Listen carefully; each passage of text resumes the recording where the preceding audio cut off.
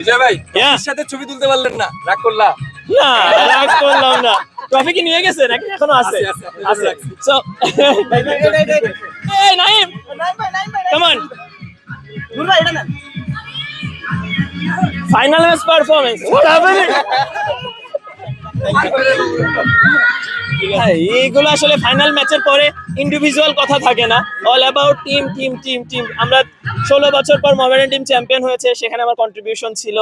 আমরা প্রতিটা প্লেয়ার এটাই চেয়েছি, এই যে মেন ফোকাস আজকে দিনে। তো আমার কাছে মনে হয় ইন্ডিভিজুয়াল কোনো, আমি যদি 0 মারতাম, নাইম যদি 100 করতো, সেটা আসলে ম্যাটার করতো না, আমাদের খুশিটা সেমই থাকতো। তো আজকে দিনের জন্য আমার কাছে সেঞ্চুরি অনেক মুখ্য বিষয় না, আমাদের ট্রফিটা আমরা জিতেছি, এটা আসলে মোহামেডান সামর্থ্যের জন্য এবং বাংলাদেশ ক্রিকেটের জন্য অনেক বড় পাওয়া। বিজয় ভাই, একটা প্রশ্ন করি, পারভেজ ইমন যখন সেঞ্চুরি করেন আপনি সেলিব্রেট করছিলেন অন্য প্রান্ত থেকে, ওই সময় আপনার অনুভূতি কি ছিল?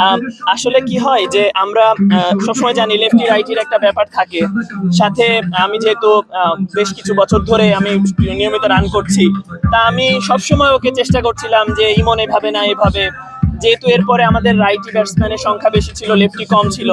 লেফট হ্যান্ড ব্যাটসম্যানের জন্য অনেক সময় লেফট আর্ম স্পিনার মারার জন্য ইজি হয়, বাতাসের ব্যাপার থাকে, উইকেটের ব্যাপার থাকে, এবং ও রান পাচ্ছিল না লাস্ট কয়েক ম্যাচে ধরে। তো আমি ওকে চেষ্টা করছি যেভাবেই হোক বোঝানোর জন্য, সময় নেওয়ার জন্য, বিভিন্ন রকম ইনফরমেশন দিচ্ছিলাম, আমি আমার কনফিডেন্সটাকেও দিচ্ছিলাম। তো ওইভাবে আসলে আমরা পার্টনারশিপটা বিল্ড হয়েছে। সেই সময় যখন ও সেঞ্চুরি করতে পারলো, ইটস ফিল ভেরি গুড যে আমি ওকে ওইটুকু এফোর্ট দিতে পারছি, যে ও কন্ট্রিবিউট করতে পারছে। ও অত রান না করলে হয়তো টিমের রান এত বাড়তো না। সো আমি রান করছি ঠিক আছে, বাট যখন একটা ব্যাটসম্যান বোথ সাইডে খেলানোর চেষ্টা করে, তখন আসলে এই খেলাটার মজাটা বেশি। তো ওইটা পেরেছি, এবং ও সেঞ্চুরিটা আমার খুব তৃপ্তি দিয়েছে, কারণ অনেকক্ষণ রান করতে পারছিল না লাস্ট কয়েক ম্যাচ ধরে। সো আমাদের ডিপার্টমেন্টটা খুব ভালো, শান্তি লেগেছে আর কি। Thank you.